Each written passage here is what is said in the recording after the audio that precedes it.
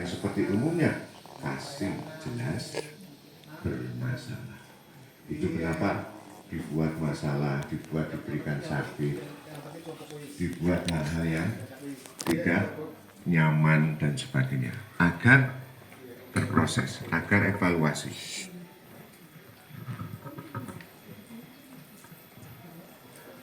Bapak Ibu sudah minum? Sudah makan? Sudah makan ya. Oke. Jadi singkat saja biar cepat.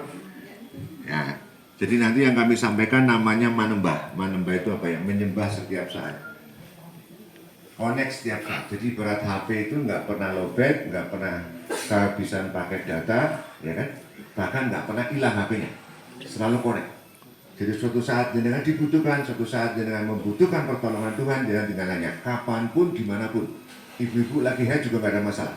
Itu penting, karena tadi setan iblis mengganggu kita setiap saat. Gangguan mereka apa? Tidak hanya santet, gentam, dan sebagainya. Tidak. Tapi apa? Semua yang membuat jenengan ragu-ragu, khawatir, bingung, marah-marah, penyakit hatilah. Itu sudah serangan setan, serangan iblis. Akumulasi dari semua itu jadilah masalah. Sebelum masalah yang berat-berat, masalah tadi dikurangi kenyamanannya, dikurangi kesehatannya, dikurangi kenikmatannya, kenikmatan tidurnya, kenikmatan makannya, minumnya, kenikmatan termasuk kenikmatan dengan suami istrinya, dikurangi, agar paham, agar sadar. Oke, nah, makanya tadi dengan manembah ini bisa connect setiap saat, tinggal nanya. Connectnya kemana? Karena kita bukan Nabi Musa yang bisa kali mulut berkata-kata langsung dengan Tuhan. Connect kita lewat nurani. Dalilnya nurani pasti benar, nurani pasti jujur, hiduplah berdasarkan nurani. Maka dalam konsep manembah, sebelum anak-anak kita ini ngerti duit, sebelum anak-anak kita ngerti mainan, ngerti HP, ngerti cinta, ngerti benci dan sebagainya, kita buka dulu nuraninya. Agar mendengar petunjuk nurani, barulah dia dididik apapun tentang agama, tentang urusan dunia, dengan petunjuk nurani. Nah kita yang tua-tua pun begitu. Sebelum maut menjelang, sebelum segalanya menjadi kacau dan sebagainya, kita rubah pola hidupnya. Yang tadinya apalan, logika biasa, sok tahu, sok memiliki, dirubah dengan apa-apa minta petunjuk lewat Tuhan. Nanti setelah berpetunjuk sambil bergerak, ngapain saja, di mana saja, hati jangan kosong. Hati untuk dikulang, untuk memantra, untuk berosario, agar koneksitas terjaga. Manembah begitu. Nanti kalau hatinya sudah aktif untuk dipakai manembah tadi, untuk dialog, untuk minta petunjuk, untuk dikulang, memantra, kesehatan jenengan akan tambah luar biasa. Karena sakit apapun utamanya sakit hatinya dulu dirubah. Itu yang dipakai Bapak Rudi, yang disebut penyembuhan ilahi. Dan kami kolaborasi dengan Bapak Rudi, kalau cuma disembuhkan tok, kalau tidak dikasih pemahaman yang lebih luas, nanti balik lagi sakitnya. Ya kan ya? Apalagi lama-lama menuhankan Bapak Rudi nanti. Yang top Bapak Rudi bukan Tuhannya. Kasihan Bapak Rudi. Nah kita kolaborasi agar setelah sembuh Bapak Ibu juga nanti didaftarkan ulang sebagai hamba dan utusan. Itu dengan bukti mendengar petunjuk-petunjuk Tuhan lewat Tuhan. Setelah itu ajaklah keluarganya, ajaklah handetolannya, ajaklah lingkungan pergaulan sosialnya, bisnisnya dan sebagainya, sehingga makom jenengan naik derajatnya tidak hanya manusia biasa, sudah menjadi utusan Tuhan. Walaupun jenengan bukan ustazah, walaupun jenengan bukan ustadz, bukan kiai, bukan pendeta, tapi dengan cara menyebar, ayo ikut majelisan manembah agar bisa mendengar petunjuk nurani, jenengan sudah menjadi utusan. Dengan cara itu, maka logistik yang Tuhan berikan berubah nanti. Sangu, tak ngerti sangu ya? Bekalnya akan dirubah sama Tuhan. Karena apa? Sudah menjadi tanda petik wakilnya Tuhan. Selama ini kan dia Tuhan, jenengan hidupnya masih pribadi banget nih. Apa-apa buat sendiri, ya Pak ya? Kehidupan buat sendiri, sedekah dan sebagainya hanya terukur sekali. Itu pun masih dipikir banyak keselnya daripada ikhlasnya. Kalau nanti tidak, akan dirubah sama Tuhan. Jadi kayak saya juga begitu, saya majelisan keliling Indonesia. Nah untuk membiayai majelisan kami berusaha bisnis di bidang tambang. Nah tambang ini membiayai majelisan kami, makanya kami kemana-mana gratis dan sebagainya. Gitu ya. Jadi manembah itu di versi utuhnya dengarkan, walaupun di YouTube juga ada, YouTube saya Iwan Manembah, di Google, di Facebook Instagram, TikTok, walaupun saya nggak aktif banget. Yang aktif ini Mas Budi, di medsosnya. Manembah. Jadi tadi ibadah setiap saat, menyembah setiap saat, manunggal setiap saat, nyawiji setiap saat, membersamai Tuhan setiap saat. Definisi utuhnya manembah adalah keadaan yakin kita sabar syukur bahwa kita tidak bisa apa-apa, tidak punya apa-apa, tidak kuasa apa-apa. Yang bisa, yang punya, yang kuasa hanya Tuhan. Jadi kalau mau menggunakan semua titipan Tuhan atau ciptaan Tuhan, baik di dalam diri, dari ujung rambut sampai ujung kaki, maupun di luar diri, harus dengan petunjuk-petunjuk Tuhan lewat nurani.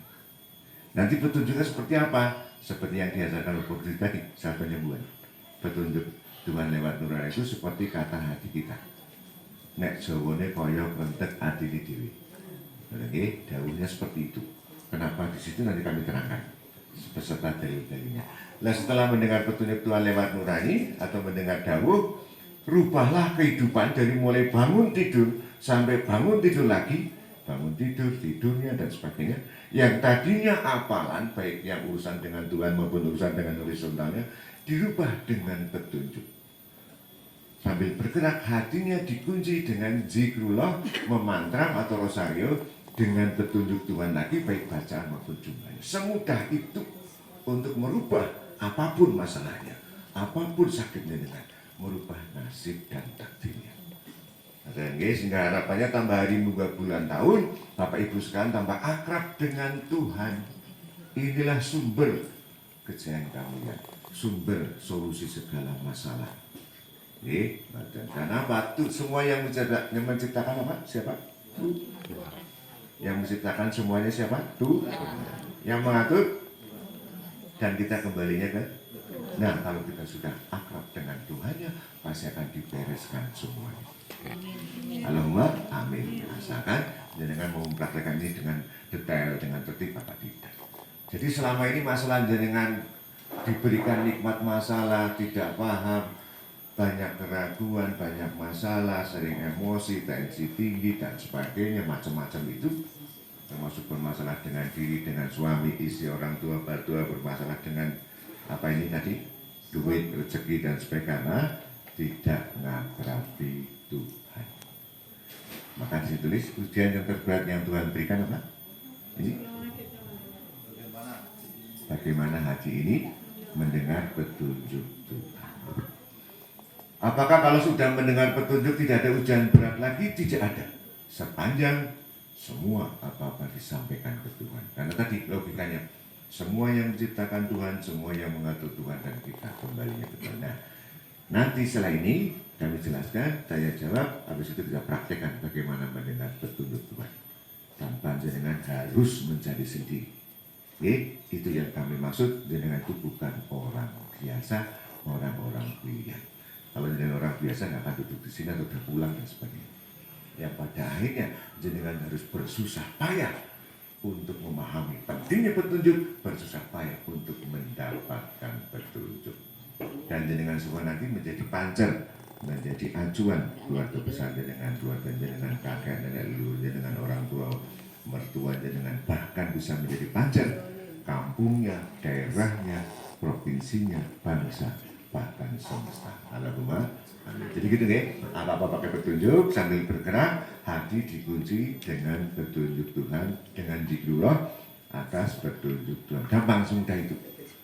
Terus apa saja yang perlu digunakan, menggunakannya dengan petunjuk Tuhan? Ya, semua titipan Tuhan, semua ciptaan Tuhan dalam diri maupun di luar diri, ini juga kata kunci. Karena selama ini jangan tidak seperti itu. Jangan menggunakan ciptaan titipan Tuhan, tetapi tidak pernah minta izin kepada yang dititip. Gitu begini. Sehingga kalau ada apa-apanya Tuhan diam saja.